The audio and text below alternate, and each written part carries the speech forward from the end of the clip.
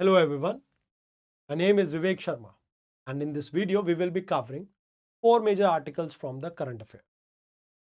पहले आर्टिकल में we will be discussing about bio based chemical and enzyme system के बारे में क्योंकि भारत की BE3 पॉलिसी से आप अलाइन कर सकते हैं। देन हम AI इम्पैक्ट समिट के बारे में बात करेंगे। थर्ड आर्टिकल में we will be discussing about death sentence in India. Last में फ्रांस के रीयूनियन आइलैंड के बारे में, इसकी लोकेशन के बारे में हम समझेंगे, जहां पर अभी एक मेंटल प्लूम फिर से इरप्ट हुआ है। तो आइए एक एक करके इन आर्टिकल्स को समझ लेते हैं। सबसे पहले आप ये समझिए कि अभी गवर्नमेंट ऑफ इंडिया ने एक डिसीजन ये लिया है कि हम बायो बेस्ड केमिकल और एंजाइम को पुश करेंगे इंडिया के अंदर। और ये पूरा जो आपका प्रोसेस है डिपार्टमेंट ऑफ बायोटेक्नोलॉजी लीड करेगा बायो E3 पॉलिसी के अंडर, जो कि biotechnology for economy, environment and employment है। अब इसके अंदर फोकस ये है कि जो फॉसिल फ्यूल बेस्ड हमारी इकोनॉमी है उसको हम बायो इकोनॉमी की तरफ पुश करें जो कि सस्टेनेबल हो। अब सबसे पहली बात ये कि इसमें जैसे फॉर एग्जांपल हम ऐसे केमिकल्स को प्रोड्यूस करेंगे जो आपके कॉर्न, शुगर केन या एग्रीकल्चर रेजिड्यू से प्रोड्यूस हो सके। इससे ना केवल आप फार्मर्स की जो इनकम डबल करने का आप सोच रहे थे 2022 तक, आप उसको पुश कर पाएंगे, बल्कि यहाँ पे एक ऑल्टरनेटिव सोर्स ऑफ इनकम भी उन्हें प्रोवाइड कर पाएंगे। यस, वेस्ट से कहीं ना कहीं हम बेटर प्राइस यहाँ पे रियलाइज कर पाएंगे, तो ये एक बेनिफिट यहाँ पे आपको मिलेगा। सेकंड जो बेनिफिट मिलेगा, फॉर एग्जांपल एक केमिकल है आपका एसिटिक एसिड, इसके सिंगल इसके इंपोर्ट को 2023 में अगर देखा जाए तो इसके लिए हमने लगभग $500 मिलियन खर्च किए थे। अगर ये डोमेस्टिकली हम प्रोड्यूस कर पाएंगे तो इससे हमारे इंपोर्ट बिल काफी कम होंगे और फॉरेक्स रिजर्व हमारा सेव कर पाएंगे हम। मोर ओवर यहाँ पे इंडस्ट्रीज भी और ज्यादा वर्सेटाइल हो पाएंगी, क्योंकि ये ऑलमोस्ट आपके बहुत सारे प्रोडक्ट्स के लिए यूज किया जा सकता है। जैसे प्लास्टिक इंडस्ट्री के लिए यूज किया जा सकता है, कॉस्मेटिक के लिए किया जा सकता है। उसके साथ साथ अगर आप देखें टेक्सटाइल इंडस्ट्री के अंदर इसका यूज देखने को मिलता है। इवन हमारे को लाइक आप ये कह सकते हैं कि पल्प इंडस्ट्री में भी इसका यूज देखने को मिलता है। तो बहुत सारे यूटिलाइजेशन है इसके। अभी जो बायो एंजाइम्स होते हैं ये लो टेम्परेचर और प्रेशर पे ऑपरेट करते हैं, इससे आपकी एनर्जी की कॉस्ट भी बचेगी और साथ के साथ आप क्लाइमेट चेंज के अपने जो टारगेट है उन्हें भी अचीव कर पाएंगे। बट प्रॉब्लम इसमें ये है कि इसमें लागत बहुत ज्यादा लगती है और ज्यादा एक्सपेंसिव है। तो ग्रीन प्रीमियम यहाँ पे आपको पे करना पड़ेगा, जिसकी वजह से प्राइवेट जो आपके प्लेयर्स हैं वो उसमें पार्टिसिपेट करने के लिए उतना ज्यादा तैयार ना हो। फिर एक सप्लाई चेन का भी गैप है। हाई क्वालिटी का आपको बायोमास फीडस्टॉक मिलना थोड़ा मुश्किल है। अगर उसमें कंसिस्टेंसी नहीं रही तो आउटपुट जो आप स्केल अप करना चाहते हैं वो स्केल अप नहीं कर पाएंगे। देन मार्केट में अडॉप्ट करने के लिए भी थोड़ी प्रॉब्लम रहेगी, क्योंकि डाउनस्ट्रीम मैन्युफैक्चरिंग में अगर उनको बड़ी इन्वेस्टमेंट करनी पड़ी, मींस अगर आपको बायो बेस्ड इनपुट में चेंज करने के लिए यहाँ पे कुछ मैकेनिकल पाइपलाइन में चेंज करना पड़ा, तो हो सकता है कि शायद वो जो डाउनस्ट्रीम आपकी इंडस्ट्रीज है वो इसको इतना ज्यादा परस्यू ना करें। तो वो एक प्रॉब्लम है। तो भारत के अंदर ये बायो E3 पॉलिसी इसको हैंडल करती है, बट EU जैसे बायो इकोनॉमी स्ट्रेटेजी की बात करता है तो वो क्लाइमेट गोल से इसे अलाइन करता है। एंड यूएस अगर हम बात करें तो यूएस इस प्रोडक्ट के अंदर खासकर अर्ली मार्केट इंटरवेंशन के बारे में बात करता है। तो वे फॉरवर्ड की अगर बात की जाए तो गवर्नमेंट को यहाँ पे कैपिटल इन्वेस्टमेंट को लाइक किसी तरह से बूस्ट करना होगा। तो इंफ्रास्ट्रक्चर में गवर्नमेंट इन्वेस्ट कर सकती है ताकि कैपिटल रिस्क जो स्टार्टअप का है वो कम हो सके। मोर ओवर डिमांड साइड पे भी आपको इंसेंटिव प्रोवाइड करने पड़ेंगे, जैसे यूएस देता है अपने मॉडल्स में अर्ली मार्केट इंटरवेंशन के नाम पे। एंड साथ के साथ यहाँ पे आपको स्टैंडर्डाइज करने की जरूरत पड़ेगी ताकि क्लियर लेबलिंग हो सके इस तरह के प्रोडक्ट की। तो ये आपके कुछ प्रीलिम्स रिलेटेड और मेंस रिलेटेड PYQs है। ये आपकी एक्सरसाइज है और ये आपका मेंस का क्वेश्चन। आइए अब बात करते हैं AI समिट। देखो ये चौथी AI समिट है और भारत में पहली बार हो रही है। इससे पहले यह आपकी अ, आप यूके में देख सकते हैं, सियोल यानी कोरिया एंड पेरिस में हुई थी यानी फ्रांस। तो अगर देखा जाए इस बार जो ऑब्जेक्टिव है ये टोटली डिफरेंट है as compare to the past one.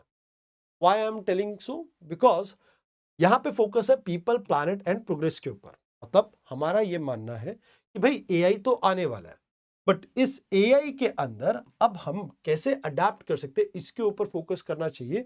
पिछली वाली जो कॉन्फ्रेंस थी वो सेफ्टी एंड रेगुलेशन के ऊपर ज्यादा फोकस कर रही, तो कहते हैं कि भाई देखो वेस्टर्न नेशन हमेशा रेगुलेटरी अप्रोच के ऊपर फोकस कर रहे थे, बट अभी हम एक्शनेबल रिकमेंडेशन के ऊपर फोकस करेंगे, ताकि डेवलप कंट्रीज जो है वो, जैसे फॉर एग्जांपल लाइक आज की डेट में बहुत तेजी से प्रोग्रेस कर रहे हैं एआई के फील्ड में, तो हम ग्लोबल साउथ के लिए भी यहाँ पर कुछ एवेन्यू क्रिएट कर पाए, जहां हम ये इंश्योर कर सके कि इनकी भी इंक्लूसिविटी के को हम प्रमोट कर सके डाटा सेट्स के अंदर। क्योंकि देखिए अगर एआई मॉडल आपका वेस्ट के डाटा के ऊपर बहुत ज्यादा ट्रेन किया जाएगा, तो उसमें ग्लोबल साउथ के लिए बायसनेस आ सकती है, तो वो बायसनेस को कम करने की बात कर रहे हैं।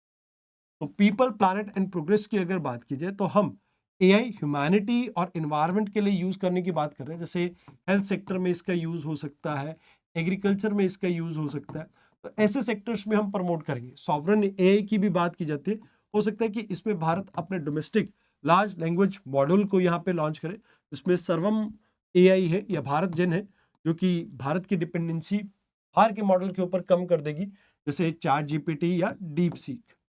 हम डेमोक्रेटाइजेशन ऑफ एआई के बारे में भी बात करते हैं, जहां पे कंप्यूट पावर, जो डाटा डाइवर्सिफिकेशन है, एल्गोरिदम में जो बायसनेस है, इसको हटाने की बात करते हैं। तो मतलब हम ये नहीं चाहते कि भाई ये कुछ एक लिमिटेड कंट्री के पास सिर्फ पावर हो, इंडिया जैसी या इंडिया जैसे सिमिलर डेवलपिंग कंट्रीज के पास भी ये पावर हो। अब बात यह है कि अभी एम्प्लॉयबिलिटी के अंदर बहुत बड़ा एक गैप एग्जिस्ट करता है, कि क्या इंडिया की वाकई ये वर्कफोर्स एआई रेडी है, क्या इंडिया पोटेंशियली इस जो जॉब डिस्प्लेसमेंट है इसको झेल भी पाएगा। मोर ओवर यहाँ पे एक बात ये भी आ जाती है कि इसकी इन्वायरमेंटल कॉस्ट भी है, बहुत ज्यादा एनर्जी यूज होती है इन डाटा सेंटर्स के अंदर, वाटर रिक्वायरमेंट काफी ज्यादा रहती है। तो इन्वायरमेंटल कॉस्ट भी इसमें आप अगर देखें, तो कहीं ना कहीं ग्रीन हाउस गैस का एमिशन एक बड़ी प्रॉब्लम है, और साथ के साथ एनर्जी कंजम्पशन की वजह से बाकी सेक्टर्स के ऊपर भी असर पड़ेगा।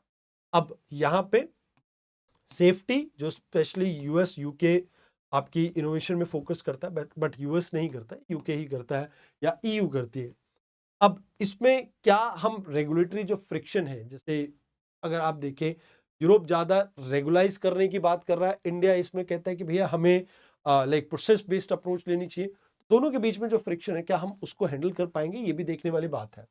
तो अभी फिलहाल इंडिया को बूस्ट करना चाहिए डाटा सेंटर की कैपेसिटी को, लोकल एआई प्रोसेसिंग के ऊपर फोकस करना चाहिए। कोशिश कीजिए कि अनबायस्ड डाटा को आप प्रोसेस करें, मल्टीलिंगुअल डाटा सेट को क्रिएट कर सके, जो कि इंडिया की डाइवर्सिटी को रिफ्लेक्ट करे। अभी 500 से ज्यादा स्टार्टअप इंडिया के अंदर ऑपरेट कर रहे हैं, बट कहीं ना कहीं हमें और ज्यादा, क्योंकि लिमिटेड आपका लाइक लीगल और लाइक आपका डोमेस्टिक फ्रेमवर्क है, तो हमें उस फ्रेमवर्क को और ज्यादा ब्रॉड करना। तो ये मेंस और प्रीलिम्स के रिलेटेड क्वेश्चन हो गया एक्सरसाइज, और ये प्रैक्टिस को डेथ सेंटेंस के बारे में बात करें।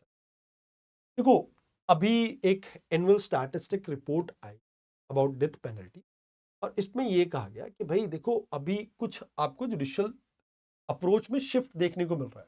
ट्रायल कोर्ट तो अभी भी डेथ पेनल्टी को अवॉर्ड कर रही है, बट हाई कोर्ट और सुप्रीम कोर्ट में कई बारी केसेस में कहीं ना कहीं जो आरोपी है उसे बरी किया जा रहा है, और कुछ केसेस में यहाँ पे कम्यूट किया जा रहा है सेंटेंस। कहा जाता है कि भाई देखो पहली बात तो ये है कि जो पर्सन डेथ रो पे है, मतलब जैसे फांसी की सजा हुई है, ये 574 हुआ करते थे। अभी लाइक आप ये कह सकते हो कि इनकी पॉपुलेशन ऑलमोस्ट 43% से इंक्रीज हो चुकी है सिंस 2016। एंड मर्डर केस के अंदर नियरली 45% आपको इंक्रीज देखने को मिला है, और सेक्सुअल ऑफेंस के केस में यहाँ पे 37%। अब कंफर्मेशन की बात की जाए, तो सेशन कोर्ट ने डेथ पेनल्टी 1300 लोगों को दी है। अब इसमें से लास्ट डेकेड के अंदर यानी 10 साल के अंदर हाईकोर्ट ने सिर्फ 8% केसेस के अंदर ही फांसी की सजा को कहीं ना कहीं बरकरार रखा। अब यहां पे बरी होने का जो रेट है वो काफी हाई है। मतलब ये बात तो इससे पता लगती है कि भाई कहीं ना कहीं जो एविडेंसेस थे वो इनसफिशिएंट थे कन्विक्शन के लिए। आप डेथ पेनल्टी की तो बात ही छोड़ दीजिए, सुप्रीम कोर्ट की बात की जाए तो पिछले कुछ सालों के अंदर, लगभग 3 सालों के अंदर, सुप्रीम कोर्ट ने 2023 से 25 के बीच में किसी भी पर्सन को फांसी की सजा नहीं दी है। हाँ, 10 लोगों की फांसी की सजा को रोका जरूर है। तो कहा जाता है कि भैया देखो, एविडेंस हैंडलिंग में एक सबसे बड़ी प्रॉब्लम इंडिया में रहती है, एविडेंस को कलेक्ट करना, उसको हैंडल करना। एंड कहीं ना कहीं जो प्रोसीजर है वो टोटली अच्छे से फॉलो नहीं किया जाता। तो प्रोसीजरल फेयरनेस की एक प्रॉब्लम आपको देखने को मिलती है, जिसकी वजह से लोअर कोर्ट में बहुत ज़्यादा लोगों को फांसी की सजा देती है। वो बहुत ज़्यादा जल्दबाजी में अपना डिसीजन दे रहे हैं, एंड कहीं ना कहीं 2 से 7 साल लग जाते हैं एक पर्सन को यहाँ पे एक्विंट होने में। कहीं ना कहीं ये एक बड़ी प्रॉब्लम है। तो कहते हैं कि भाई सेंटेंसिंग के अंदर आप रिफॉर्म लेके आओ, यहाँ पे आपको स्ट्रक्चर कहीं ना कहीं और बेटर लेके आना पड़ेगा, जिससे डिस्पैरिटीज को आप रोकें, जैसे ट्रायल कोर्ट और एपलेट कोर्ट के बीच की। मोर ओवर यहाँ पर आप इन्वेस्टिगेशन को फॉरेंसिक बेस और पुलिस इन्वेस्टिगेशन को और बेटर कीजिए, ताकि कन्विक्शन रेट इंक्रीज हो। और साथ के साथ अगर आप इन्वेस्टिगेट की बात करते हैं, तो ग्राउंड लेवल पे आपको वर्क करना पड़ेगा। जैसे आप देखते हैं अक्यूज पावर्टी या मेंटल हेल्थ या ट्रोमा से निकल रहे होते हैं, तो कहीं ना कहीं आप उन्हें थॉरली एग्जामिन करो कि भाई लाइक आपको ये समझना होगा कि भाई ओवरऑल कई बार इतने लंबे समय तक किसी पर्सन को अगर आप जेल में रखेंगे और बाद में पता लगता है कि वो निर्दोष है, तो उसके लाइक स्वभाव के ऊपर बहुत असर पड़ता है। तो वो चीज़ यहाँ पर कही। तो ये आपका मेन से रिलेटेड क्वेश्चन हो गया, प्रीलिम्स से रिलेटेड क्वेश्चन हो गया, and this is your exercise and practice. अब रीयूनियन आइलैंड की बात करते हैं। देखो, इंडियन ओशन में ये लोकेटेड है, ये मेडागास्कर के बिल्कुल बगल में। अब ये शील्ड वॉल्केनो मतलब यहाँ पर बसाल्टिक लावा मिलता है। बसाल्टिक मतलब इसमें मेटल कंटेंट हाई है, एंड ये आपका डार्क कलर का होगा। ये बहुत दूर तक फैलता है, जिसकी वजह से ये शील्ड कोन बनाता है। डूम शेप भी बोला जा सकता है इसे। एंड इसके साथ साथ ये ना तो एक्सप्लोजिव होते हैं, इसमें स्टीप स्लोप नहीं, जेंटल स्लोप आपको देखने को मिलेगा। एंड इसका एक एग्जांपल ये भी है कि वैसे ये मेंटल प्लूम है। मेंटल प्लूम क्या होता है या हॉटस्पॉट क्या होता है, जहां पर मेंटल से आपका बहुत गर्म लावा निकल के आता है। तो जनरली ये एक बहुत लंबे एरिया को इंपैक्ट करता है। जैसे आपने डेक्कन ट्रैप देखा होगा, डेक्कन ट्रैप इसी रीयूनियन हॉटस्पॉट के ऊपर जब इंडियन प्लेट एग्जिस्ट करती थी उस समय फॉर्म हुआ था। तो सेम ये वही स्पॉट है। तो अभी यहाँ पे पिंटॉन दी ला फोरेनेंसिस जो है, वो वहां पे आपका दूसरी बार साल के अंदर ये वॉल्केनिक इरप्शन देखने को मिला, जिसकी वजह से हम इसके बारे में डिस्कस कर रहे हैं। तो this is the practice prelims question, mains का क्वेश्चन। ये आपके आज का डाटा था। आई होप आपको अच्छा लगा हो। तो कल मिलते हैं एक नई क्लास के साथ। धन्यवाद।